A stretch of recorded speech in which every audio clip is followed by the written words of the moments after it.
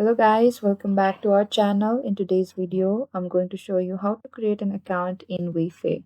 So first you have to open the Google Chrome web browser and on the top there's a URL section right here. Type down wayfair.com and enter after you're done. And in the top right corner beside the card right here there's a sign in option and create an account.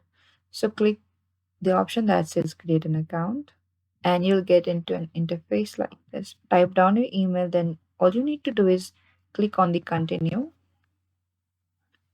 and you need to create a password. Make sure your password is strong so that your account can be secure.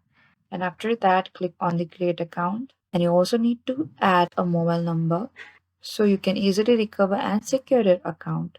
And you need to type down your number and after that click on this send code right over here and the Wayfair will send you a code and it will get verified, and that is how you can make an account in Wayfair. So that is it guys. Thank you for watching this video.